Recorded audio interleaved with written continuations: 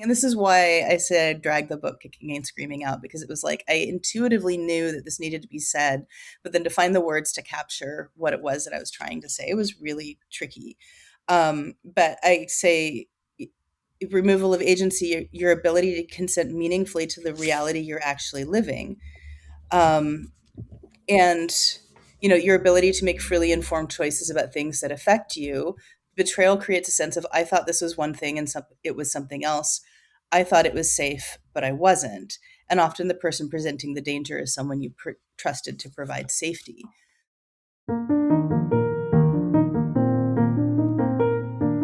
Welcome to Playing with Fire, the podcast for people who are ready to custom build their love.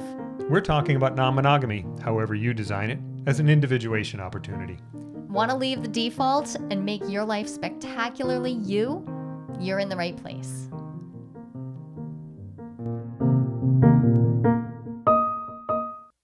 Ken, we get to have somebody back, which I know you and I are always happy to be in multiple conversations with someone because things just get deeper and deeper. Yeah, I'm very excited. Eve Rickert is here to join us, and I'm excited because Eve has taken on a topic that I feel like has been sorely lacking from the non-monogamy literature, and also, honestly, just from the psychological literature. It's just a topic. We're going to talk about betrayal, and I mean, I don't think it's anybody's favorite topic, but such a powerful one. It is. It's a word that I love to see people unpacking. So this is great. Yeah. So I'm going to introduce Eve so we can just jump right into luscious conversation. Eve Rickert is a Gen X queer solo polyamorous relationship anarchist and a neurodivergent cis woman living in the land known as now as Victoria, British Columbia. And she's also the co-author of More Than Two second edition, which I believe is getting an upgraded title in its new paperback edition about to come out. Very exciting about that. I love this. I love having Eve here. Eve is also the publisher behind, the founder and publisher of Thornapple Press. So if you've been listening to other interviews we've done here on Playing with Fire, then you've already heard books from Thornapple. I'm just absolutely thrilled to have Eve with us. Eve, welcome. Welcome back. Welcome. Thank you. I first just want to acknowledge that I am joining from the traditional unceded territories of the Lekwungen and Wasanich peoples.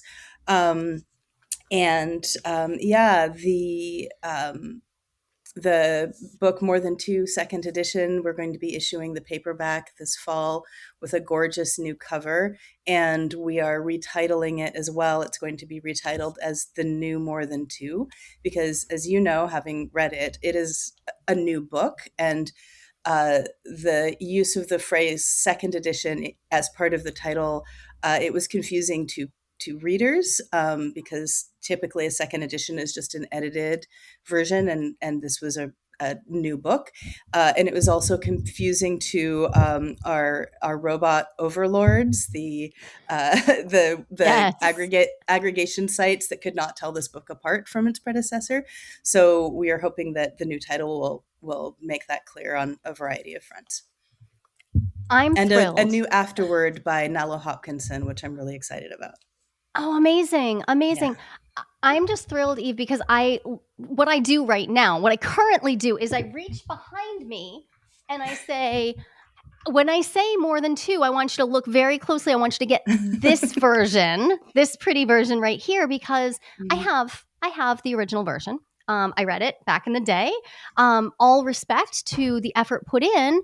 The new version is an entirely new book and a much more appropriate text for somebody who's looking to align themselves with the stuff Ken and I talk about on this podcast. So I really love that you're making it easier for people to understand which text is likely to support their journey. So thank you. Yeah. Now the issue we're facing is communicating to people that they are the paperback and the hardcover are the same book.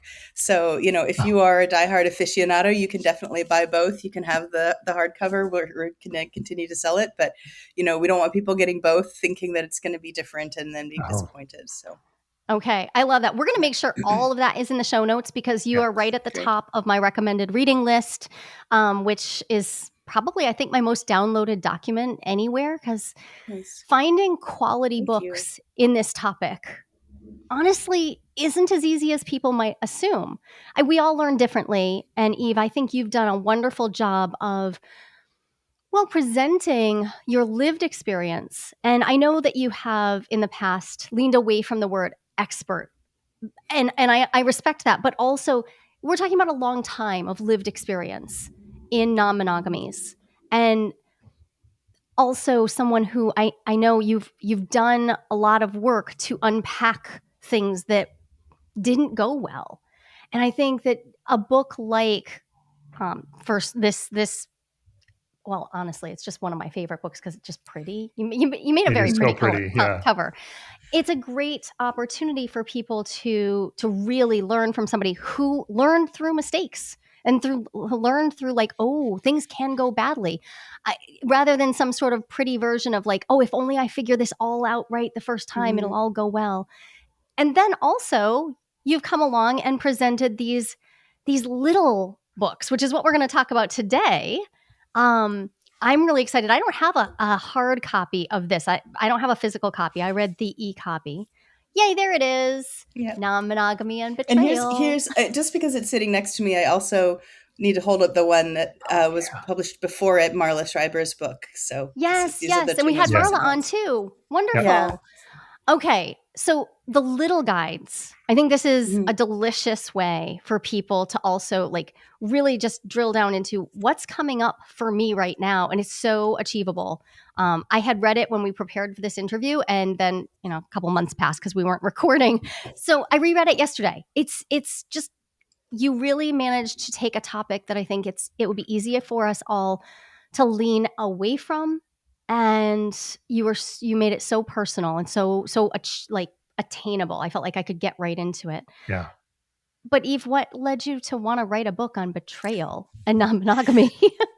Yeah, I'm not sure that I wanted to write the book, but it just sort of, this is the thing about being a writer is sometimes things just fall into your head and you write them. They're there to be.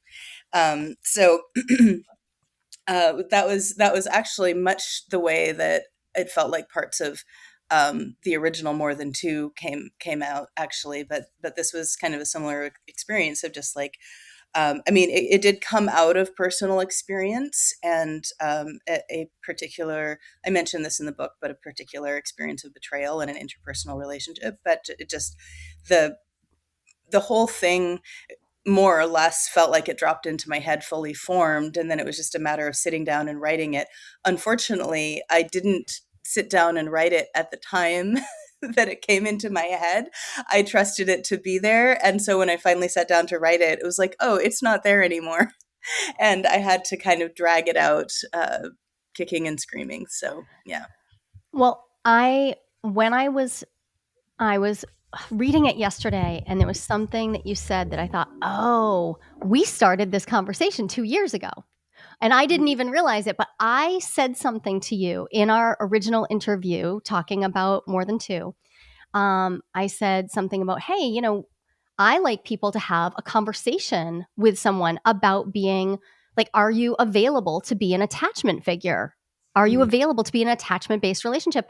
And I didn't expect this, but you pushed back a little bit. And I really appreciate that you did, because if I remember correctly, you said, well, sure, but remember, people also will be acting as if they're in an attachment based relationship, but then also supposedly not be available for one. So when you need them, they have the Mhm. plausible deniability to get out. And I thought, oh, I didn't know I needed to hear that. So I've been just sitting with that.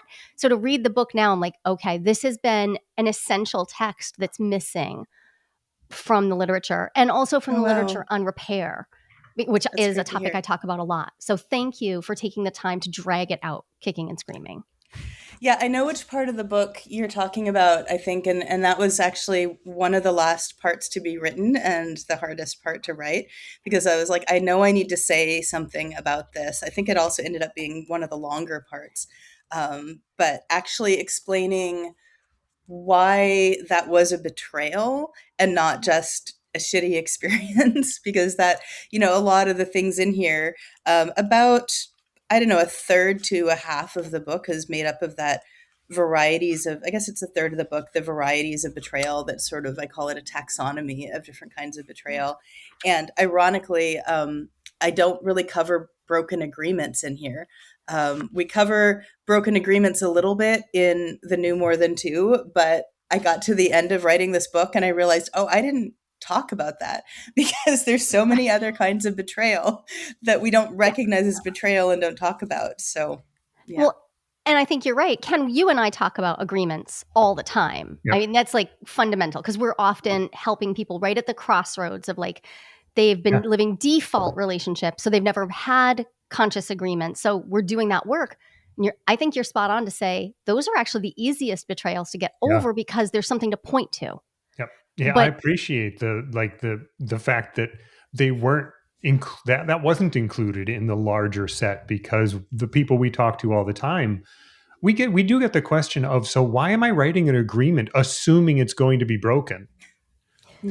But going into it that way makes the experience of the agreement not being followed not necessarily land as a betrayal, but more like, oh, well, that didn't work. Okay, let's try something different. And you're talking about something altogether different. Yep. Yeah, and for those, to give some context of what we're talking about, in the varieties of betrayal section, it's subdivided into what I call betrayals within the relationship and betrayals about the relationship. So a betrayal within the relationship might be more something like a broken agreement. It's like it doesn't fundamentally challenge the nature of the relationship or the nature of the reality that you think you're in. Whereas betrayals about the relationship are things where it's like, oh, I thought I was in one reality. I thought one thing was happening and actually a whole other thing was happening. So the example I think that you were talking about is an example where essentially someone's words and actions aren't lining up. They're behaving with you as though you're in an attachment-based relationship, and then they later say, oh, we weren't doing that. Why did you think we were doing that? I never said that. Or I use the secretly monogamous example, where it's really easy to fall back on mononormativity, where it's like, oh, I'm dating a non-monogamous person. I am acting as though I'm investing in building a relationship with them. I'm using the language of non-monogamy. But then again, oh, no, actually, I really just want a monogamous life partner.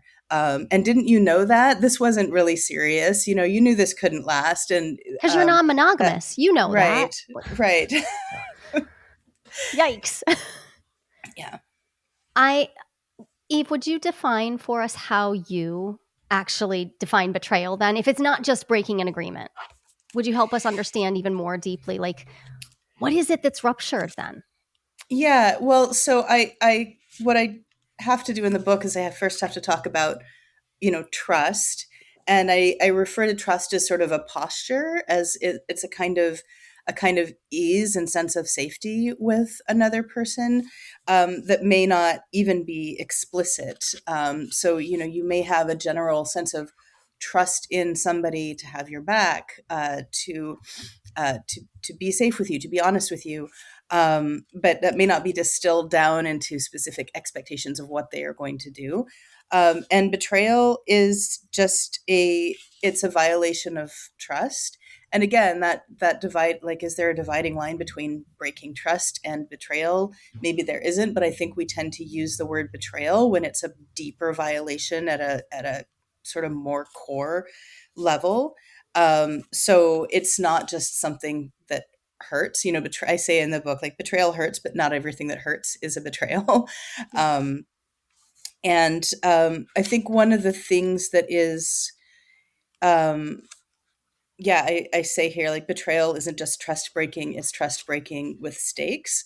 So it often shakes up your understanding of what the relationship is, who the other person is, what the world is, what kind of the kind of betrayal that prompted the writing of this book was one where it's like, oh, the world is fundamentally different from what I thought it was.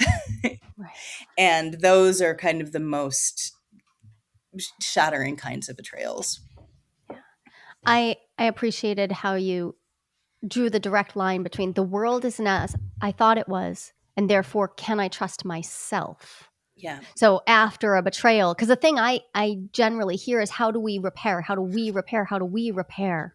Mm-hmm. But most often I see people needing to first repair, like, can I trust myself to be able to tell whether this is a safe place, to be able to tell what this relationship actually is, to be able to read my partner well, like whatever it is, whether that's with the partner who you experienced the betrayal with, or whether that's in the next relationship. Yeah, It's the that loss of sounds self-trust that's scary. relevant to what you were saying about betrayal within or betrayal about. That's like an about. Like, I don't even understand how I am approaching this relationship anymore because now I don't understand. And I think this is a big thing, what to expect, both of myself and of the relationship, because what I expected isn't happening. So, Yeah. um, and the fact that sometimes it's an error, sometimes it's a failure of someone to hold up a commitment, and it's a failure for someone to honor the commitment. Like, I tried versus, yeah, I'm not doing that. Mm-hmm. Or why did you ever think I was doing that? Oh, yeah. That's the worst one. That's Yeah, the worst that one is, for it sure. is the worst one. And fairly easy in the realm of, in the land of, I don't want to define my relationship, which is a huge thing. That's not just about not using labels. That's also about, like, why can't we just be cool? Yeah. Why do we have to have these conversations? And I've had a lot of conversations with monogamous people as well, in studying jealousy, because that's my primary area of research. We don't have these conversations that define the relationship as frequently across relationship styles. What I see is we don't have them as frequently as they are needed or as early. And I just heard somebody say this week, well, I don't want to have that conversation because it'll kill the vibe. It'll kill the romance. I'm like, yeah, I think that might be what they're counting on. Love. Like, we have to remember that not everyone, and a person doesn't have to be a bad actor to have learned to use this tool to stay kind of in a detached space and to not show up fully, right? Like, I don't have to think of them as a bad person to be like, oh, but can they have these relationally building conversations with me? Or are they just not actually available for that? Because that, to me, sets the scene for these big betrayals. Yeah. You also define betrayal, if I remember, like you said, it's about a loss of agency. Could you speak a little bit to that? Because that word is so important to people who are practicing. I find it important to people who are practicing non-monogamy. Yeah, it's funny. I just opened the book and I opened it to that page. Nice. I So love if when the you want, universe does that. I can read that. And this again, like, these were concepts I was really struggling to articulate on the page. It's like I knew I needed to say something about betrayal and agency, but what do I say about it? How do I describe this thing that I'm feeling? And this is why I said I dragged the book kicking and screaming out, because it was like I intuitively knew that this needed to be said, but then to find the words to capture what it was that I was trying to say, it was really tricky.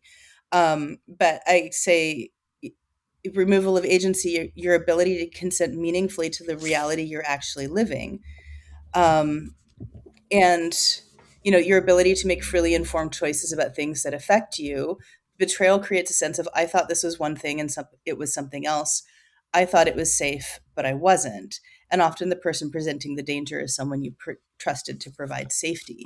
So, you talk about the lack of self-trust, and we do include, I include, I was just, there's a mention of the new more than two and Maya and Andrea's work in And here. So I Andrea. got the we in my head, but I do include a section. I'm also not used to publishing books on my own. Well, you did it well. You did I it include well, a yes. section at the end about repair, and I have to cover self-repair before I cover repair in the relationship. But severe betrayal, especially if it's a betrayal that goes back to early in the relationship, or that goes back to a foundational assumption about the relationship and affects the whole thing, or if affects a long period of it, it rewrites your memories, right? Like it forces you to consider everything that you thought you were experiencing, what these different things meant, and that, as you said, can create a real loss of trust in yourself, loss of trust in your memories, and that's part of what creates that loss of agency, because it's like I was making decisions based on what I thought was one thing, and actually it was the other thing, and I didn't have the full picture when I was making the decisions. So from that point of view, where do we go? Like, okay, so I've experienced a betrayal. Now I'm reviewing my memories. I'm like, oh Yeah. crap. How do we move forward out of that? God, I don't know. Right? I think that's Julie, you're the therapist. that's actually a great place to pick up with.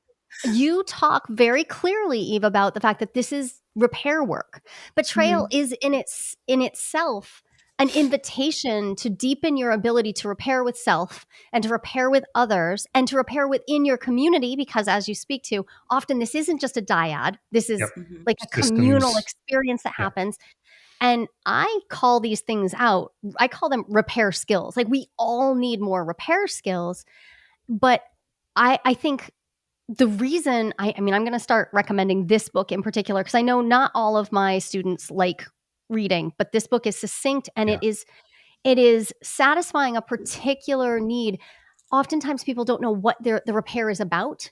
Like, they're confused because their partner is hurt or their friend is hurt or their metamor is hurt.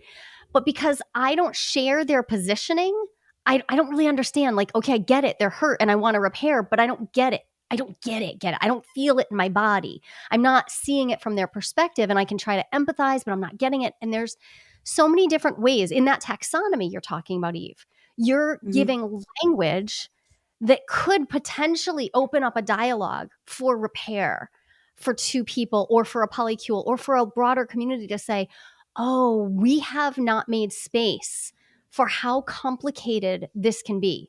We haven't made space for what is the difference. Is it okay to be in a situationship and not be honest about that? Is it okay to be breadcrumbing someone? Like, do we have language for this without pathologizing everything or demanding that everyone be in the same kind of relationships? I think naming this and having the language is the road to, okay, now we might need to get into, do we need to use imago techniques? Do we need to learn how to give really quality apologies? Do we need to figure out how to dismantle our defensiveness using all those skills? So I'm going to immediately link in the show notes, my producer, link the repair skills episodes that we have after this, because this is, I think, the missing piece. Like, what are we repairing? We're repairing when this stuff happened. And I can't thank you enough for that, because the things you named, like Schrodinger's relationship, I'm like, oh, yeah. How do we repair from that when we can't even name it and talk about Eve, it? I think you already brought up one of the first moves that I would make to repair that particular, like, what happened in my past now? It's all different. What do I do? And I think the first step there is going to be repair with yourself. Like, okay, because I know for myself, I'm like, how did I let that happen? Yeah. Like, is a question that comes up. How did I not know? And like, and just to interject, you can do this. This can happen if you are the betrayed person or the one who committed the betrayal. I talk about that as well. I want to acknowledge that, but continue. Thank you for that. But when you said, how did I let that happen? That rang that bell about. Well, I think that's going to ring Ken's bell. Yep, totally. Yep. Because he talks at length on our podcast, although never as much as I do, because I take up a lot more space. But Ken has been very honest about having been abusive in our relationship. The first 4 years of our relationship were a power differential that was not acknowledged. It was financially damaging. And now we've had another 16 years, or another 14 years on that to repair. But Ken, it was several years of therapy for you to figure out how to live with yourself for having created a situation that was so out of alignment with your stated values. Yeah. And I appreciate you doing that work, because we would not be sitting here. otherwise. But And it was, I focused on, okay, I am not the harmed party here. So I need to focus on repair of the relationship and your repair for having had these experiences. And it turns out that I could only go so far with that until I had repaired with myself for having been so at odds with myself, so schismed, whatever got me there. I had to repair myself before I could go beyond, before I could get to where we are now, where we can talk about it without me completely collapsing. yeah. Yeah. So I really appreciate the naming here of someone who commits betrayal, right? Like they have enacted a like a removal of agency, and they didn't necessarily do that. Like we don't have to be intentionally, consciously aware of that to do it. I know Ken. I've known Ken my whole life. I know he wasn't consciously creating that circumstance, and yet there's a profound damage done to the self. So as a Jungian psychologist, I think, okay, that the damage to the self there, to acknowledge the harm that I am capable of, and to sit with that, to be with it, while still also tending to the very real harm that happened out in the world that often needs repair immediately. Like holding both of these at the same time is really, really heavy work. And this is where I tend to see like dyads break up because they can't, like the container is just like unable to hold how much effort needs to go in to be simultaneously working through the self-repair and the committed connection repair, all while also understanding that maybe we had no idea what we were doing anyways, and maybe our non-monogamy was sorely lacking in a lot of other ways too that kind of led us here. Like there are some systemic failures that are creating this situation. Yeah. Eve, when you were talking about situationships and Schrodinger's relationship, were you thinking about like, were you looking at like a bunch of types of relationships you were seeing, or were you speaking from lived experience, personal experience? How did you get to that idea? That was more about other relationships that I had observed. I mean, I would say that there's an element of personal experience that infuses all or almost all of the examples that I give, but none of them are directly personal examples either. So yeah, I think it was something that I had been seeing. It was coming up with, people I was close to. And I felt like it was just something that was really important to name, especially because the situationship, as I say in the book, like it's something that I think really came out of monogamous culture, but it's infiltrating non-monogamous culture, or maybe as non-monogamy is becoming more mainstream, the lines are getting blurred. But I think that there's a special kind of they're damaging in monogamy, but there's a special kind of damage that they can do in non-monogamy, where you also have the quote unquote real relationships and this whole relational ecosystem sort of sitting next to them, which can compound that erasure of reality that you experience with those.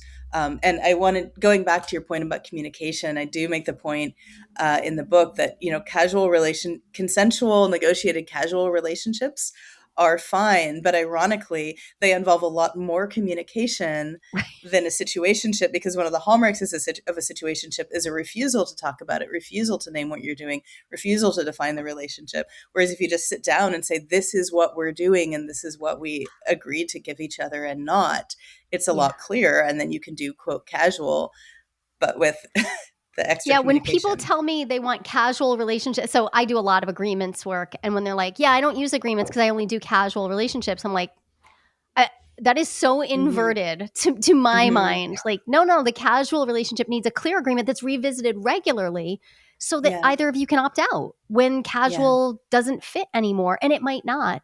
or so that you just stay on the same page. Because as a human, I think of how my attachment system might decide that I want something not casual way before my cognition catches up. I may start leaning in and want that. And if I don't regularly revisit, and when I say agreement, I really mean having made expectations visible. I don't mean, do you have a document? I don't mean, I mean, are you regularly making your expectations visible to each other? And it's just so sad to think that casual might be used as the language to get me out of that communication, when it could be actually a beautiful thing that, more than one person are let's do that. That's great. Yeah. You also and I think say, another kind of hallmark of situationships, as I describe them in this book, and again, that may be not how everyone is using the word, but there tends to be an inherent level of dishonesty where one of the people is engaging in relationship-like behaviors, attachment-like behaviors, meant to keep the other person hooked. And I'm not saying that this is happening consciously, but I think that refusal to communicate about what the relationship is and be explicit is, in a way, a sense of creating a plausible deniability so the other person can be engaging in some fantasy that keeps them in a relationship that they otherwise would not agree to. Because if you don't want to nail down your expectations of casual, I think a good part of that is often because the other person wouldn't really agree to it if it were in black and white, Right. And that's how agency gets watered down. You can't make informed decisions. Yeah, and exactly. You end up acting on one vision, which gets you not where you were hoping to go. Yeah, how this has shown up in my own life is people who they want to be available for deeply committed, polyamorous, interconnected life, and they'll show up and they'll do certain things and they'll present certain ways, but they know that their actual current primary partnership, whatever they've got going on, doesn't really have space for that. But it's almost, I call this a bifurcation of monogamy. They split a part of themselves off where it's actually kind of okay, and they sort of recreate a kind of quasi monogamy in two or more places, in which each place. So now I'm with this person. So the way I'm talking about this relationship feels authentic. So they don't even know that there's subterfuge going on, because once we've got enough split going on, enough fragmentation going on, it feels authentic to be telling two different people, two different whole stories that really don't fit in one relational ecosystem. So I ask people all the time, if you're hinging, to do a self-check. Do your expectations and agreements actually fit into one ecosystem? And really frequently, I see people be like, the ones I let myself talk about, but I don't really want to talk about that. Can we change the subject, please? It's uncomfortable to realize how we present ourselves so that we can feel love, so we can feel belonging. It's uncomfortable to confront that, but it's also really profound individuation material to say, oh, there's my shadow. I am willing to enact this taking of agency. I'm willing to do that in order to get something I want, in order to get the belonging I want, in order to get the sexual gratification I want, whatever it is that I think I'm sense of relational safety, whatever it is that you're going for. So when people, I mean, our explicit purpose here is talking about individuation, non-monogamy as an individuation opportunity. And for me, I'm like, yep. So where can you spot your shadow? And in betrayal and in removal of agency, we've just got so many opportunities. So that's the upside, is well, it's going to happen. Can we take it to our therapist? Can we take that into our deeper work and say, well, I know where I need to look now? Before we wrap up, there's one more question I really want to ask you, because I think it's super important. You wrote, I think it said, it was about talking about how the flexibility of non-monogamy can actually get weaponized. How there's this flexible attitude of well, if we don't negotiate it explicitly, then it can't count as a betrayal. Or if you're hurt, then that's just your mononormativity. Or all these ways that we're supposed to just be cool. Like, and if we're not being Yeah. cool and we're not cool with everything, or if we didn't explicitly think to outline every circumstance, that somehow we can't expect anything. And this is where I think my work gets misinterpreted, because I talk a lot about making explicit agreements, but I'm never going to be able to get everything out there. That's not reasonable. So do you have some way that you talk about this? Like, what should we count as like what's okay to be in the baseline expectations? Like, how do you even conceptualize that? I mean, I don't think that I can personally define that, but what you're talking about, it's also something that we discuss in the New More Than Two at length, I think, and kind of that whole idea. From the way we talk about it, originated with a blog post that I wrote called "Bees in the Closet," which is still on my blog, and I don't know if I actually mentioned the phrase "bees in the closet" in either this book or the You did. I remember. I did. Remember Okay, it. yeah. Yeah. So I used and what it is it was just like when I had this experience of when I first had an experience that I was able to recognize as being this, of like, you didn't negotiate this particular thing, therefore you don't get to be hurt about it because you have to negotiate all of your expectations. It was this idea that, like, you're living with a partner and one day you come home and they've decided to start keeping bees and they put a beehive in the closet, and you're upset and they're like, but you never said you had a problem with bees. Yeah. And it becomes this whole thing where it's like you're trying to like you're like, okay, well, yeah, I never did say that I had a problem with bees. I never said we couldn't put a beehive in the closet, so I guess I'll try to adapt to it. And it becomes this whole, like, you're trying to live with it, but there's bees in your closet.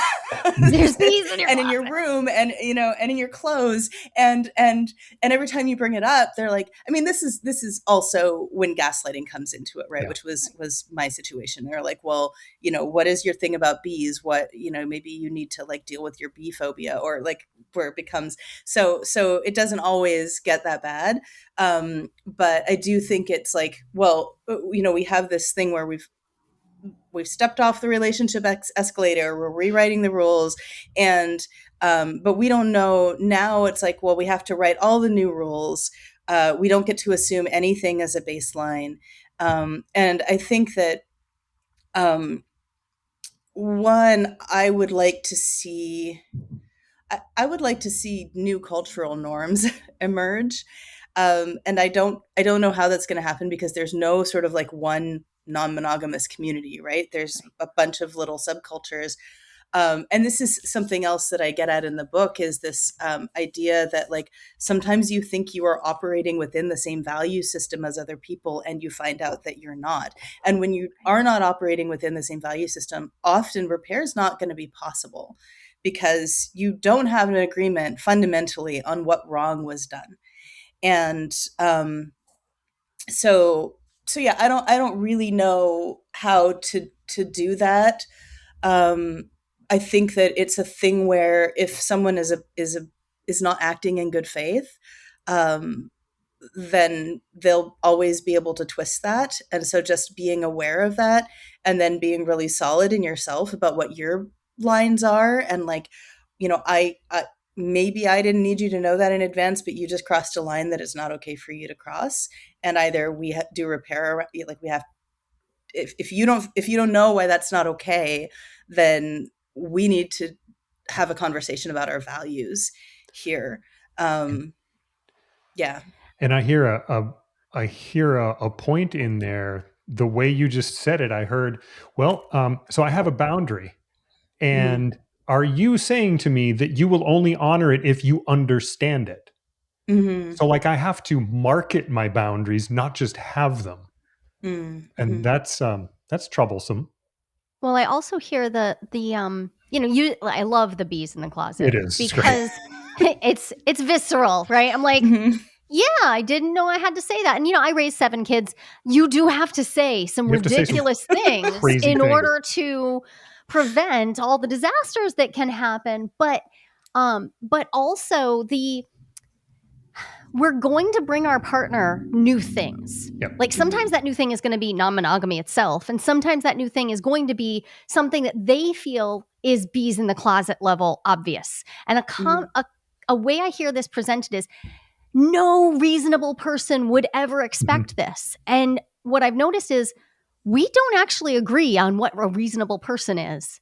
And Mhm. that, so I hear you talking about like, do we share the same values? And the question I ask myself is, do I think that my partner and I, who I'm building, relating with, do I think we both think the same things are reasonable?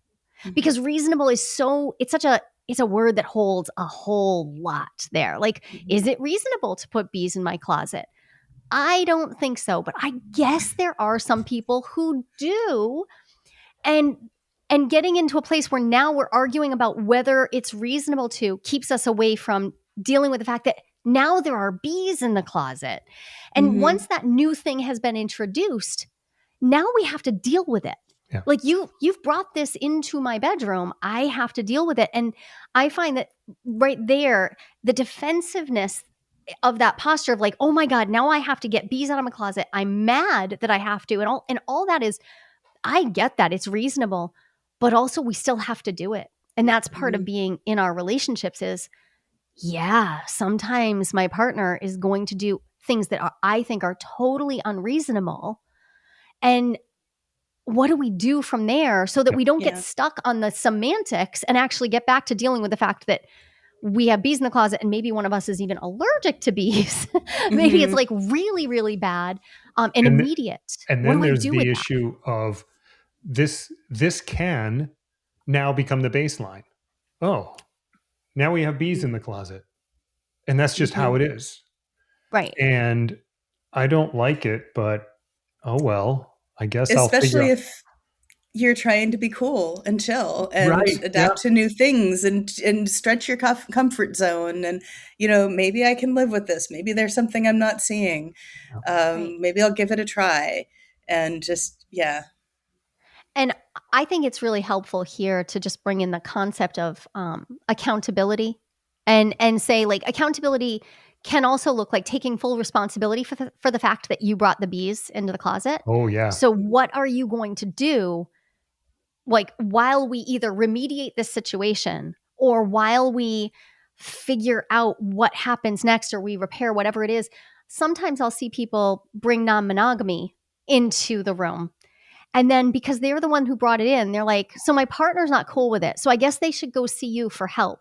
But I'm the not like I'm already non-monogamous. Like I brought the bees in. I'm cool. I'm like, you guys together need to figure out what even got you to the point where you brought them in without Hmm. talking about it, without doing anything. So there's so many layers to peel back here about what was assumed and what it was okay to assume and how Hmm. that creates a space where betrayal is almost inevitable. I hate to say Yeah. it, but like almost inevitable if we're not having these regular conversations That's about right. Because what we betrayal, expect. the link between betrayal and expectation. Um, yeah. Oh, I thought things were going to go this way. I thought they were going this way. And now it turns out they never were.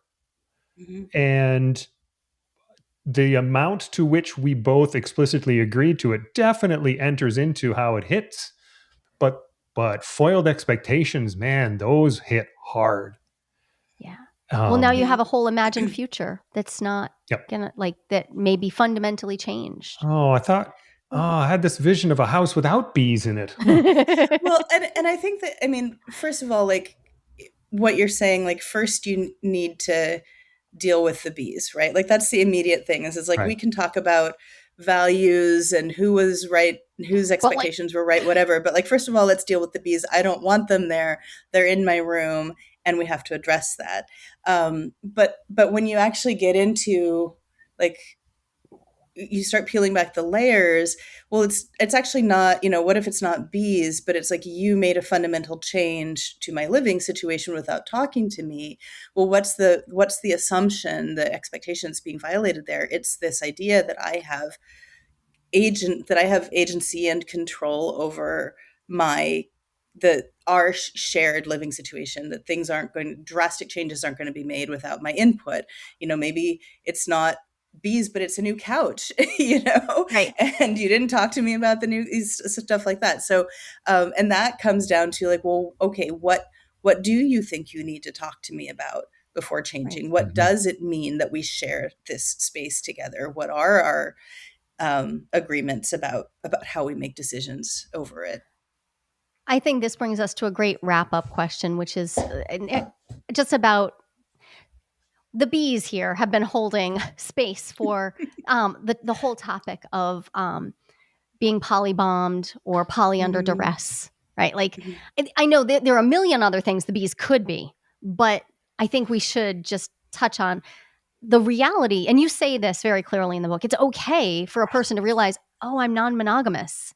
And I need to tell my partner, like, it will be a thwarted expectation. It will. Mm-hmm. And so what happens next has a lot to do with whether this winds up feeling like a betrayal that is totally unworkable, or whether it feels like, oh my God, I have no choice but just to like white knuckle it and become Mm-hmm. non-monogamous now. And like, I think there's a million different ways this could go, but I'm really struck by the fact that there's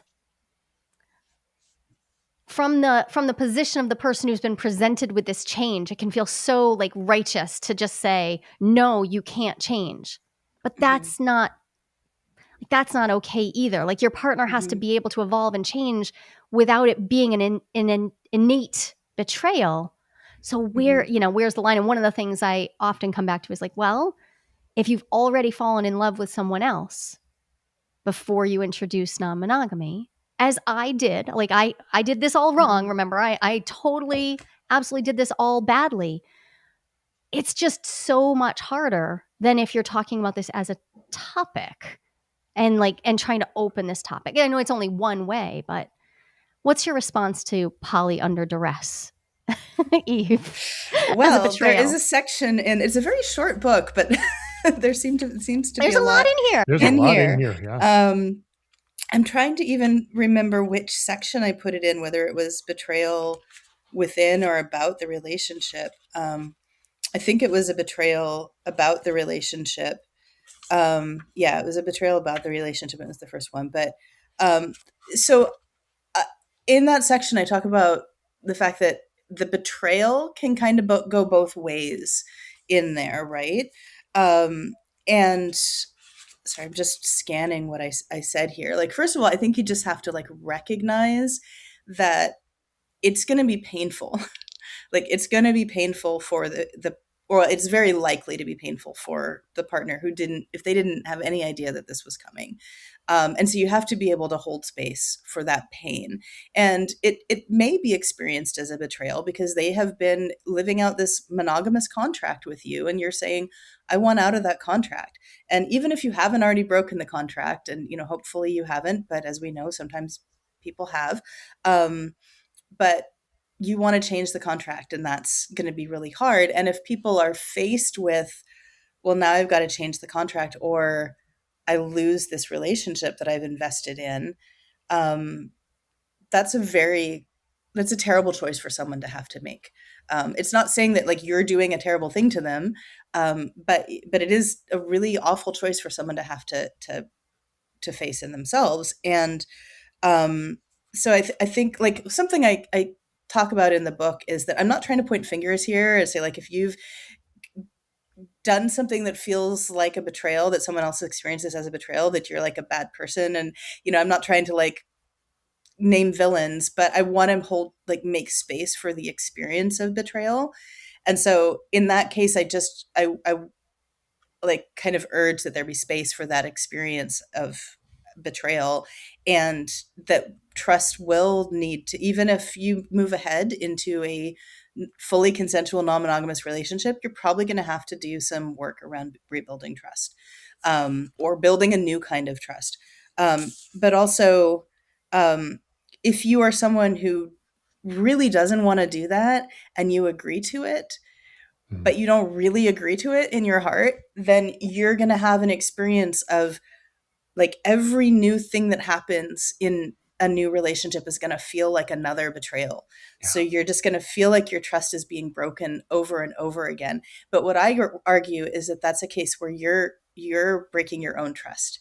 Yeah. You are self-betraying by staying in the situation that you don't really want to be in, maybe hoping it's going to change back, maybe hoping you'll change. But so that's something that it's going to feel like your partner is constantly hurting you, but that's because you're not setting the boundaries that you need to set for yourself and not being in that kind of relationship. But also it could be a betrayal for your partner if you're saying, yeah, I agree to this, but then I'm going to do all of these things to get in the way of it and make it miserable for you in the hope that you change back or whatever, So Right. At some point, poly under duress, I think, becomes a situation where the person who is under duress is also not being honest either with themselves or with their partner. Right.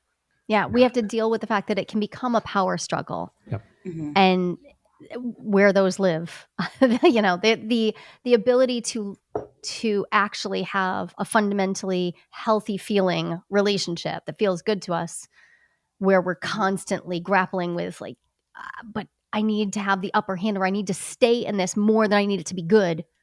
Mm-hmm.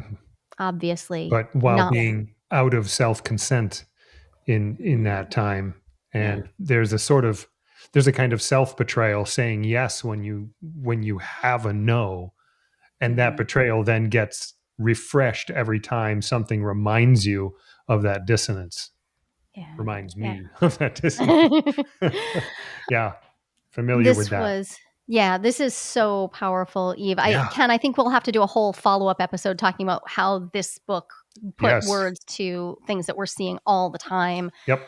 So Eve, thank you so much for joining us. Can you tell everybody where they should find this lovely, lovely little tome? If you go to thornapplepress.ca and click on our books, both of my books are there. And if you click on those pages, it'll have all the order links. And you can also just order it, wherever you buy books. Love that. Yeah. And Eve, I really can't thank you enough. I'm so glad you wrestled, grabbed, whatever you had to do, all those words, got them to come out.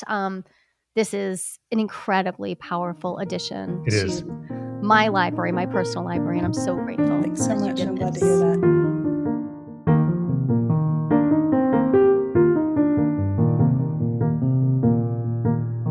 We talk to you all the time. It is absolutely imperative to me that we get to hear from you as well. Yes, please.